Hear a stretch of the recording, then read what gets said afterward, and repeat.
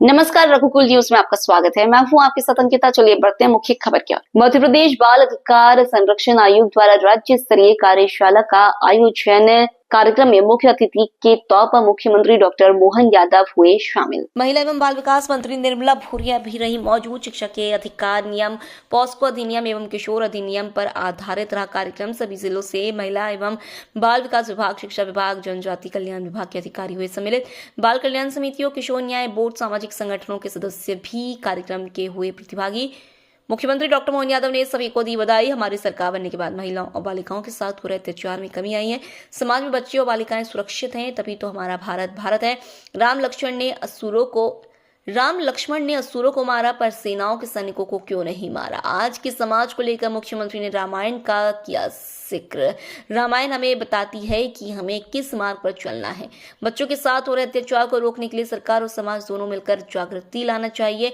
मुख्यमंत्री का संबोधन शुरू। 2023 की तुलना में 2024 में बालिका अपराधों में कमी आई है। 2018 से लगातार सतत काम हुए हैं। काम करने का बहुत बड़ा दायरा है। बालिकाएं सुरक्षित हैं, तभी तो भारत का भविष्य है। भारत के लिए यह स्वर्णिम समय है। सरकार के साथ समाज भी जागृति लाने का काम करे। जन जागृति की भी जरूरत है। रामायण बताती है समस्याओं का समाधान कैसे निकाला जा सकता है। विश्वामित्र जी ने असुरों को मारने के लिए सेना नहीं, बालक राम लक्ष्मण मांगे। यद्यपि आपका आज का ये जो पूरा सत्र है, मैं विलंब से आया, इसकी क्षमा भी चाहता हूं और जल्दी जाने की आपसे अनुमति चाहता हूं। इसलिए मौर्य जी से मैंने इशारा किया, माननीय मंत्री जी से कहा कि माननीय मंत्री जी मेरे बात आप रहिएगा और इस पूरे विषय को ध्यान से सुनिए। ये बहुत गंभीर और अच्छा एक विषय है जिस विषय पे हमारा पूरा ध्यान है। मैं आज के इस अवसर पर, मौर्य जी बहुत सुयोग्य अध्यक्ष हैं और आपने कई सारे विषय को धीरे धीरे करके हमारे बीच में ला करके संकेत में क्यों न हो उस तरफ आपने इशारा किया जिसकी आवश्यकता है। ये बात सही है कि हमारी सरकार को बनने के बाद हमने तुलनात्मक रूप से 23 की तुलना में 2024 में महिलाओं, बालिकाओं में सामूहिक बलात्कार, छेड़छाड़, अनैतिक व्यवहार या इस प्रकार के अपहरणों या बाकी व्यवहारों में कमी आई है। मुझे इस बात का संतोष है। पिछला 1 साल पुराने की तुलना में हमने इसको कंट्रोल किया है। ये हमारी सरकार की जीरो टॉलरेंस की नीति का ही परिणाम है। लेकिन ये बात भी सत्य है कि अगर हम 2018 से 2024 के मध्य देखें तो सरकार की सख्ती भी हमारी तरफ से दिखाई देती है। मध्य प्रदेश वो राज्य था जिसने महिलाओं का, खासकर बच्चों का, इस प्रकार के अपराधों में मृत्युदंड का भी प्रावधान किया है और यही कारण है कि लगभग 48 प्रकरणों में मृत्युदंड के एक तरह से दंड से दंडित करने के न्यायालय द्वारा निर्णय पारित किए गए। मैं आज के इस अवसर पर, चूंकि ये बात सही है कि हमारे पास में इसका बहुत व्यापक दायरा है और बहुत सारे आयाम हैं और बच्चों की अगर बात कहें तो जिस समाज में बच्चे, किशोर, बालिकाएं अगर सुरक्षित है तभी तो भारत का भविष्य है। कभी कभी हम कल्पना करें उस दौर की, मैं उस दुविधा को आज तक नहीं समझ पाया।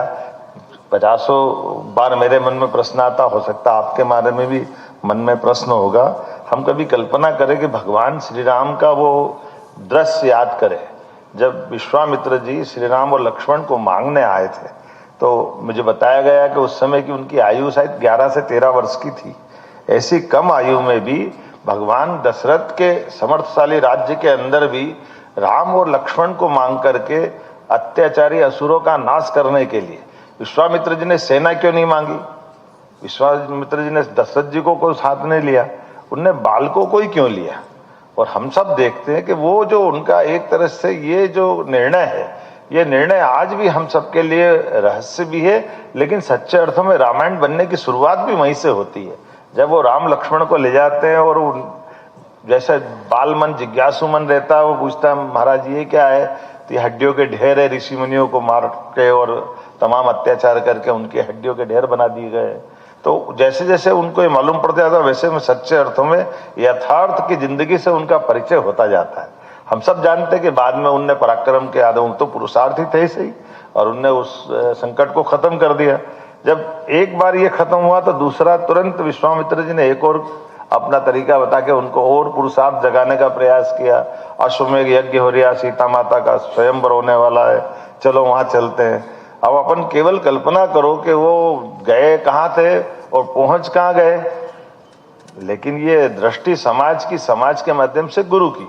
तो ये समाज की चेतना है कि समाज में उठने वाले प्रश्नों के समाधान के मार्ग खोजने का रास्ता कैसे मिलता है। ये रामायण हमको बताती है कि न केवल उस स्वयंवर में धनुष का जो भी हुआ वो तो आप सब जानते हैं, लेकिन सीता माता के वर्ण से भगवान श्री राम, लक्ष्मण और सीता माता एक दुनिया, एक नई प्रारंभ हुई। और वो हमको इस तरह से एहसास कराती है कि सही दृष्टि सही व्यक्ति पे सही प्रकार से पड़ जाए तो कहां से कहां दुनिया पहुंच जाती है। और ऐसे में आज हमारे देश के अंदर भी यशस्वी प्रधानमंत्री के माध्यम से जब भारत के सभी क्षेत्रों में समान रूप से विकास के नए पैमाने बन रहे हैं, और सच्चे अर्थों में तो ये हमारा स्वर्णिम समय भी है। और ये स्वर्णिम समय उस कारण से भी और महत्व का हो जाता है जब ये दुनिया का सबसे बड़ा गणतांत्रिक लोकतांत्रिक देश है, जहां अपने चुने हुए जनप्रतिनिधि के माध्यम से हमारा गरीब से गरीब व्यक्ति सबसे बड़े पदों पे पहुंचता है। ये वर्तमान का भारत है, ये आनंद हमारे बीच में है। मैं मान के चलता हूं आज के समय में जब ये गणतांत्रिक देश में इस प्रकार की व्यवस्थाओं से जब अपने देश के बाहर के भी दुश्मनों से निपटने में समर्थन हमको न केवल समर्थ है बल्कि देश के अंदर की समस्याओं का भी समाधान हम करने के लिए तत्पर है। ऐसे में जब हम तुलनात्मक रूप से देखें तो समाज इन सारी व्यवस्थाओं के लिए, बालिकाओं के साथ होने वाले अन्याय का, बच्चों के साथ अन्याय होने वाली व्यवस्थाओं का, सरकार और समाज मिलकर के जागृति लाए। और मैं मान के चलता हूं कि इसकी पूरी जवाबदारी तो आप ही की दी मोरे जी। आप जो बताओगे हम सब करने को तैयार होंगे, हमको कोई परेशानी नहीं।